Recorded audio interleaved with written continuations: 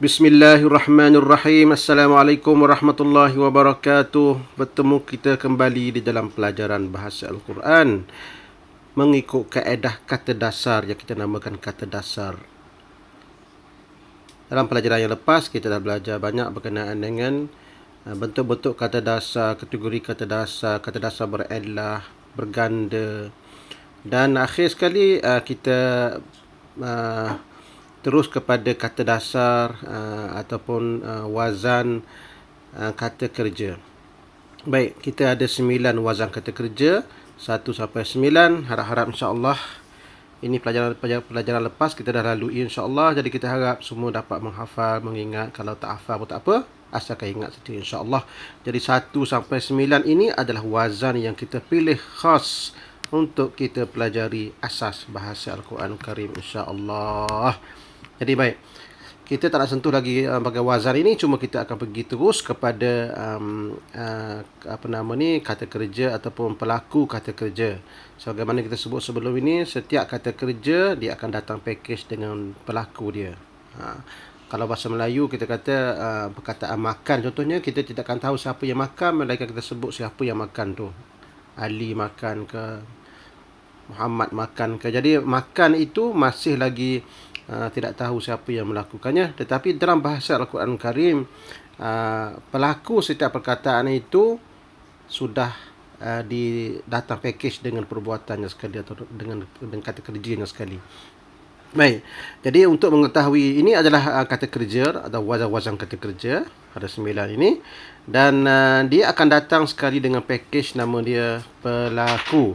Dan pelaku ini diketahui dengan cara kita pertama sekali dengan 3 cara. Yang pertama dengan cara melihat kata nama baris di hadapan selepas kata kerja. Maksudnya selepas kata kerja ni ada perkataan lain, ada kata nama noun yang kedudukannya baris di hadapan ataupun dikenali sebagai marfu' di dalam pelajaran i'rab. Nanti kemudian insya-Allah kita akan belajar marfu' tu apa. Cuma kalau ada satu perkataan lain yang selepas ini yang berbaris di hadapan, maka perkataan itulah dikenali sebagai pelaku bagi perbuatan ini. Maknanya selepas ni ada perbuatan lain. Selepas perbuatan ini ada perkataan lain yang berbaris di hadapan. Syaratnya mesti baris di hadapan, ya. Kebiasaannya. Baik. Itu yang pertama. Yang kedua, kalau tidak ada yang berbaris di hadapan, tidak ada perkataan yang bagi di hadapan selepas kata kerja itu, maka kata kerja dicari melalui dhamir ataupun simbol. Kita letak simbol kat sini, ya, simbol. Bermaksud dia akan ada simbol yang attach dengan kata kerja ini. Akan ada simbol wow ke, kejap kita belajar insya-Allah. Dia akan melekat pada kata kerja ini, maka simbol itu dia kembali kepada sesuatu. Ia ada simbol kepada sesuatu, simbol kepada pelaku dia. Sama ada awak ke, saya ke, sebagainya akan ada simbol. Simbol inilah dikira pelaku. Baik, kalau tidak ada simbol, tidak ada kata nama yang bagi depan, maka kita kena pergi yang nombor 3 lah. Nombor 3 ialah tersembunyi. Maknanya kata kerja tu tersembunyi dan tak nampak, ya. Baik, kita akan belajar lagi insya-Allah lepas ni, insya-Allah macam mana perkataan kata-kata kerja yang tersembunyi itu. Jadi maknanya kalau tidak ada depan ni, tidak ada perkataan yang bagi depan, tidak ada juga attach dengan sesebarang simbol, maka pelaku kata kerja tu dikira tersembunyi, hidden. Walaupun tersembunyi, dia masih ada lagi kembali kepada siapa insya-Allah. Baik, seterusnya kita lihat apa dia. Pertama sekali, sebelum kita pergi lebih lanjut lagi, kita tunjukkan bagaimana kata kerja ni diketahui dia punya pelaku dia. Contohnya, ini contoh yang pertama, iaitu kata pelaku kata kerja yang diketahui melalui perkataan yang berbagi depan selepas kata kerja tu. Contoh yang paling bagus sekali ialah daripada surah Al-Fil. Bismillahirrahmanirrahim. Alam tara kaifa fa'ala rabbuka bi ashabil fil. Jadi saya ambil satu perkataan fa'ala. Fa'ala ini adalah kata kerja daripada wazan nombor, ingat balik insya-Allah wazan nombor 1, fa'ala. Maksudnya lakukan. Fa'ala. Itu base, kita punya base ataupun kita punya wazan utama fa'ala. Baik, fa'ala ni maknanya melakukan. Jadi siapa yang melakukan tu? Tengok selepas perkataan fa'ala tu ada tak yang bagi depan ataupun yang marfu'. Kalau ada, itulah pelaku dia. Siapa yang fa'ala tu? Rabbu, Tuhan ya. Dilakukan oleh Tuhan. Nama Rabbu. Rabbu inilah namanya fa'il atau kita sebut sebagai pelaku bagi kata kerja fa'ala ini. Jadi tidakkah engkau melihat wahai Muhammad bagaimana telah melakukan oleh Tuhanmu? Siapa yang lakukan tu? Rabbu. Kenapa kita kata Rabbu ini sebagai fa'il atau pelaku? Sebab bagiannya di hadapan. Ini dikenali di dalam i'rab sebagai marfu' insya-Allah. Ka ni dia tak kena mengena. Ka ni dia macam engkau ya, Tuhan engkau. Jadi ini tak termasuklah. Yang dianggap sebagai fa'ilnya hanyalah Rabbu sahaja. Okey, baik. Itu yang pertama. Dan ayat yang kedua contohnya ialah ayat selepas tu. Ayat surah yang apa nama ni, alam tarakai, surah Tabbat Yada Abi Lahab. Ini surah lain ya. Tabbat Yada Abi Lahab wa tab ma aghna anhu maluhu wa ma kasab. Baik. Baik, perkataan aghna ini contoh ya. Perkataan aghna ini adalah kata kerja sebab dia boleh masuk dengan wazan-wazan 9 itu. Agaknya wazan nombor berapa tu agaknya? Kata dasarnya ghain, nun dan ya. Ghain, nun dan ya tambah alif depan. Jadi dia adalah wazan nombor 2. Af'ala, aghna. Oleh kerana dia hujung dia ada huruf illah, maka disebut sebagai aghna sahaja. Itu pelajaran-pelajaran lepas kita dapat tersentuh secara detail insya-Allah. Jadi, untuk hari ini kita nak mengetahui ataupun nak determine, kata orang, ataupun mencari mana pelaku bagi perkataan aghna tu. Aghna maksudnya memberi kekayaan, memberi cukup, untuk masuk aghna. Siapakah pelaku bagi perkataan aghna tu? Ma ni maknanya tidak memberi cukup, tidak memberi kekayaan. Siapa yang tak memberi kekayaan tu? Siapa yang tak memberi kekayaan kepada Abu Lahab? Siapa dia? Apa dia? Tengok perkataan yang jatuh selepas aghna tu, yang berbaris di hadapan. Tengok ya. Yang bagi hadapan kat sini ialah anhu. Anhu ni bukan ya. Anhu ni bukan dikira fa'il sebab anhu ni maknanya darinya. Ini partikel ataupun kata apa nama ni? Huruf jar kita panggil nanti. Ini tak kena mengena pun ni. Dia tak ada, dia bukan kena bagi hu ni nya ni, bukan ke perkataan lain. Ini dua perkataan ini. Anhu. Jadi dekat sini siapa pelaku bagi aghna tu? Malu. Malu ni ialah harta. Malu. Sebab tu bahasa Melayu panggil Baitul Mal, rumah harta. Jadi malu. Apa yang tak dapat memberi kekayaan kepadanya? Apa yang tak dapat memberi kekayaan kepada Abu Lahab tu? Abu Lahab tu? Maluhu. Jadi hartanya. Jadi hartanya lah, maluhu ni lah ialah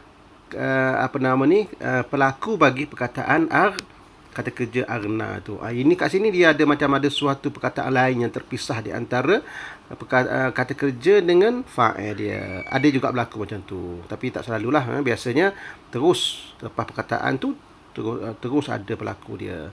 Baik, ma aghna anhu maluhu wa ma kasab, dan tidak memberi sedikit kekayaan kepadanya oleh hartanya dan apa yang dia usahakan. Jadi itu dia pelaku yang kita dapat terus selepas daripada kata kerja. Jenis yang kedua ialah di mana pelaku itu dijumpai bertempel ataupun attach dengan kata kerja. Ini biasa dijumpai di dalam Al-Quranul Karim, di dalam bahasa Arab ya. Di antara simbol-simbol ataupun domir, dikenal sebagai domir pelaku ataupun simbol lah. Simbol pelaku yang terkenal kita boleh simpulkan di dalam jadual ni ya. Ini simbol-simbol pelaku yang terkenal. Yang atas dua ni kosong ni ni kosong ni ya. Tak ada apa-apa ni. Kalau tidak ada sebarang simbol, maksudnya dia adalah hidden. Kalau di hidden tu anggaplah pelakunya adalah dia. Kalau hidden juga tapi dia ta mati di hujung, maka anggaplah pelaku dia lah dia juga tapi perempuan ya. Tapi ini kemudian kejap kita sentuh berkenaan dengan hidden ni. Yang pentingnya kita ialah simbol pelaku yang dalam bentuk simbol ini. Ini yang penting, yang warna hijau ni. Yang saya warnakan hijau ini adalah simbol pelaku yang merujuk kepada seseorang. Awak ke, dia ke ya. Jom kita tengok. Yang pertama, kalau simbol pelaku tu ta, ti, tu, selepas attach dengan perbuatan tu na, tom dan waw, ini adalah simbol pelaku. Maka kalau ta, maksudnya pelakunya adalah engkau, lelaki. Kalau ti, engkau, awak, perempuan. Kalau tu, saya. Kalau pelaku dia tu, kalau depan dia attach dengan tu, maka perbuatan itu dikira dikira pelakunya adalah saya. Contohnya kita kata nawaitu sauma ghadin ya. Tapi syarat dia untuk menjadi pelaku ni, ta, titu ni dan juga na ni, syarat dia mesti kita matikan. Maknanya perkataan fa'ala ni, kalau kita nak masukkan tu, kita kena matikan lam ni. Jadi fa'alta. Kalau masukkan na, fa'alna. Kalau masukkan tom, fa'altum. Maknanya kalau dia ada simbol mati macam ni tu, kita kena matikan sebelum dia. Maknanya kalau dia tak mati, dia tak jadi pelaku. Contohnya kita kata surah Al-Fatihah, ihdinas siratal mustaqim. Ada mati tak selepas nal tu? Tak ada. Jadi na tu bukan pelaku. Itu cara dia senang aja kita nak kenal dia punya pelaku dia tu. Maknanya untuk pelaku ta yang merujuk pada awak, ti merujuk pada awak perempuan, tu merujuk kepada saya, na merujuk pada kami, dan tom ini dia kena matikan hujung dia ni. Sebelum hujung ataupun sebelum masuk kepada simbol ni dia kena matikan. Khalaqtu, khalaqna, khalaqta, khalaqtum. Jadi dia kena matikan. Kecuali kalau wow tak perlu dimatikan, terus aja wow. Kalau wow ni yang merujuk kepada home, iaitu mereka. Kalau antum, dia merujuk kepada kamu. Ramailah tu antum dan kamu dan mereka. Tapi kalau wow ni mereka. Kalau jumpa wow saja, wow, maka maksudnya pelaku bagi perbuatan itu ialah ramai mereka. Wow. Amanu, wow. Amilu, wow. Fa'ala jadi fa'alu. Af'ala menjadi af'alu. Jadi ramai yang buat perbuatan tu.